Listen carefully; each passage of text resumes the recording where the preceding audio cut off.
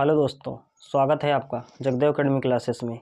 आपने थंबनेल में तो देख ही लिया होगा कि आज हम आपको अवकलन के सूत्र की सहायता से समाकलन के सूत्र कैसे प्राप्त होंगे आपको हम बताएंगे और बहुत बेहतरीन ट्रिक से बताएंगे। तो इससे पहले हमने आपको अवकलन पढ़ा दिया है, जिसमें से हमने आपको अवकलन बेसिक वाला बिल्कुल अवकलन, लॉग के सवाल एवं अवकलन के अनुप्रयोग पूरा समाप्त कर दिया है। यदि आपने अवकलन नहीं देखा है तो सबसे पहले आप अवकलन देखकर आइए। यदि आपको वीडियो मेरा पसंद आए तो आप वीडियो को लाइक, शेयर, कमेंट एवं सब्सक्राइब करना नहीं भूलेंगे। तो चलिए हम अपने वीडियो को प्रारंभ करते हैं। समाकलन के सूत्र पता होने से पहले आपको ये पता होना चाहिए समाकलन होता क्या है। तो मैंने लिखा है समाकलन क्या है, किसी फलन का अवकलन ज्ञात करने की विधि का उल्टा, यानी किसी भी फलन का अवकलन हमें ज्ञात करने की विधि का उल्टा। तो आपको ये पता होना चाहिए जो अवकलन है वो समाकलन का उल्टा होता है। ठीक, आप जैसे मान लीजिए हम आपको एग्जांपल देते हैं। आपको पता होगा d/dx sin x, d/dx sin x का अवकलन होता है cos x। लेकिन क्या कोई ऐसी विधि है जिससे हम इसको हटा दें, इससे प्राप्त कर इससे समाकलन करके ये विधि ले आए? तो आप कहेंगे बिल्कुल वो विधि है, वो विधि है समाकलन। यदि हम इसका समाकलन कर देंगे तो ये sin x आ जाएगा। तो हमको ये पता चल गया कि समाकलन वो विधि है जिससे हमने जो अवकलन किया था वो हमें प्राप्त हो जाएगा। इसीलिए कहते हैं अवकलन समाकलन का उल्टा है। और समाकलन में एक चीज़ और है, उसमें +c लग जाता है। ये क्यों लगता है, चलिए ये भी हम आपको बताते हैं। आपने देखिए d/dx sin x का अवकलन cos x लिख दिया है। यदि मैं कह दूं d/dx sin x + 6, तो आप इसका अवकलन करिए तो क्या आ जाएगा, sin x का क्या हो जाएगा cos x और +6। कांस्टेंट मान का आपको सबको पता है, जितनी भी गिनती वाली संख्याएं होती हैं उनका अवकलन सदैव शून्य होता है। तो शून्य तो यहाँ लिखा नहीं जाएगा। तो आप देखिए यहाँ पर हमने sin x का अवकलन किया है तब भी cos x मिल गया, और sin x + 6 का अवकलन किया तब भी cos x मिल गया।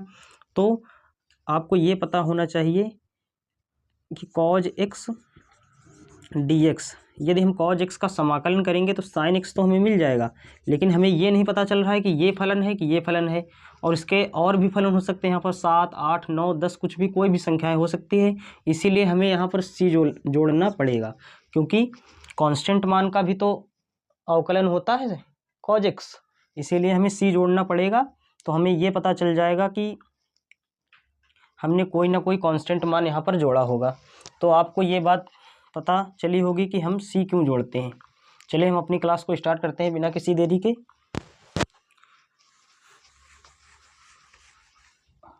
देखिए पहला सूत्र है हमारा d/dx x की घात n। तो इसका हो गया है घात आगे आ गई है, इससे कम हो गया है। तो इसका समाकलन क्या हो जाएगा, इसका समाकलन हो जाएगा, समाकलन का चिन्ह ये होता है। यदि हम x की घात n का समाकलन करें तो क्या हो जाएगा, मैंने आपको बताया अवकलन और समाकलन एक दूसरे के उल्टे होते हैं। तो यहाँ n-1 है तो यहाँ पर क्या आ जाएगा n+1 बटे, यहाँ पर बटे क्यों आएगा, क्योंकि यहाँ पर गुणे में है, गुणे का उल्टा भाग, इसीलिए यहाँ पर भाग में आ जाएगा। और +c, मैंने आपको अभी बताया c क्यों जोड़ा जाता है। दूसरा हमारा सूत्र है e की घात x dx। इसका समाकलन क्या होता है, e की घात x का e की घात x ही अवकलन होता है, और समाकलन ही e की घात x का e की घात x ही होता है। ठीक, और 3 नंबर सवाल है। देखिए d/dx a की घात x का अवकलन होता है a की घात x × log e⁻a। तो कांस्टेंट मान अपनी जगह पर हमेशा रहता है, और जो गुणे में होता है वो भाग में आ जाता है। तो a की घात x dx का क्या हो जाएगा समाकलन, a की घात x, इससे कोई मतलब नहीं, कांस्टेंट मान है। और यहाँ पर देखिए log e⁻a, यहाँ पर गुणे में है और यहाँ पर भाग में आ जाएगा, क्योंकि अवकलन समाकलन एक दूसरे के उल्टे होते हैं। +c, उसके बाद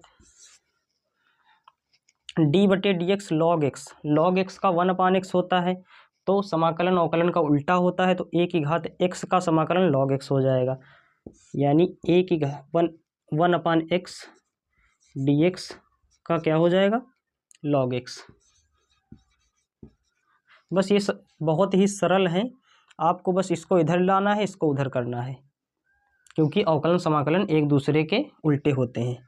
डी बटे डी एक्स साइन एक्स का कॉज एक्स होता है, यदि हम कॉज एक्स का समाकलन करें तो क्या होगा, साइन एक्स होगा। यदि हम cos x d x cos x का समाकलन, यहाँ पर ये इधर गया, ये इधर आया, साइन एक्स हो गया, यहाँ प्लस सी होगा, यहाँ भी प्लस सी होगा। आपको मैंने बताया था कांस्टेंट मान क्यों जुड़ता है। उसके बाद 6 नंबर समाकलित कॉज एक्स का साइन एक्स हो गया है, तो साइन एक्स का क्या होगा, कॉज एक्स, माइनस अपनी जगह पर ही रहता है, तो साइन एक्स डी एक्स इसका हो जाएगा minus cos x plus c. उसके बाद हमारा 7वां फार्मूला है, डी बटे डी एक्स टैन एक्स का होता है सेक स्क्वायर एक्स, तो इसको इधर लाइए, उसको उधर ले जाइए, तो हो जाएगा sec square x d x का क्या हो जाएगा, टैन एक्स प्लस सी। उसके बाद हमारा ये 8 नंबर का है, कॉट एक्स का माइनस कॉसेक स्क्वायर एक्स होता है, लेकिन माइनस अपने स्थान पर रहेगा, कॉसेक इधर आएगा, कॉट उधर जाएगा, तो आप लिखेंगे समाकलित cosec square x d x minus अपने स्थान पर रहेगा, माइनस कॉट एक्स प्लस सी। तो आपको ये जानकर बहुत ही अच्छा लगा होगा कि हम अवकलन के सूत्र से ही समाकलन के सूत्र प्राप्त कर रहे हैं। उसके बाद हमने 8 सूत्र आपको बता दिए हैं, 8 सूत्र और बताने जा रहे हैं। डी बटे डी एस सेक एक्स का होता है सेक एक्स टैन एक्स, तो इसी प्रकार समाकलन में क्या हो जाएगा, समाकलन में sec x into tan x और डी एक्स, इसका क्या हो जाएगा, सेक एक्स प्लस सी क्यों जोड़ता है मैंने आपको बताया था। ये देखिए कॉसेक का होता है cosec x into cot x, तो cosec x into cot x का क्या होगा, माइनस कॉट एक्स, क्योंकि माइनस अपने स्थान पर रहता है, तो cosec x into cot x d x का क्या हो जाएगा, minus cosec x plus c. उसके बाद हमारा ये साइन इनवर्स एक्स का अवकलन होता है 1/√1 माइनस एक्स स्क्वायर, इसी प्रकार अवकलन समाकलन का उल्टा होता है, तो ये इधर जाएगा, वो इधर आएगा, तो 1/√1 minus x square D x का समाकलन क्या हो जाएगा, साइन इनवर्स एक्स प्लस सी। 12 नंबर है हमारा सूत्र, कॉज का होता है माइनस लग जाता है सिर्फ, तो आप बस यहाँ माइनस लगा दीजिए, 1/√1 माइनस एक्स स्क्वायर का क्या हो जाएगा, cause inverse x plus c. उसके बाद हमारा 13 नंबर का सूत्र है, समाकलित 1/1 प्लस एक्स स्क्वायर का इसी प्रकार क्या हो जाएगा, टैन इनवर्स एक्स प्लस सी। इसी प्रकार कॉट इनवर्स एक्स का हो जाता है माइनस लग जाता है, तो यहाँ पर माइनस लगाएंगे, तो ये इधर जाएगा, ये इधर आएगा, समाकलित -1/1 plus x square D x का समाकलन होगा cot inverse x plus c. उसके बाद इसी प्रकार इसका समाकलित 1/x √x square -1 D x, तो ये इधर आया, ये इधर गया, तो इसका समाकलन सेक इनवर्स एक्स। इसी प्रकार हमारा लास्ट फार्मूला बचा है, डी बटे D x cosec inverse x -1/x √x square -1, ये इधर जाएगा, ये इधर आएगा, तो यहाँ पर माइनस लग गया, 1/x √x square -1 D x, इसका क्या हो जाएगा, कॉसेक इनवर्स एक्स।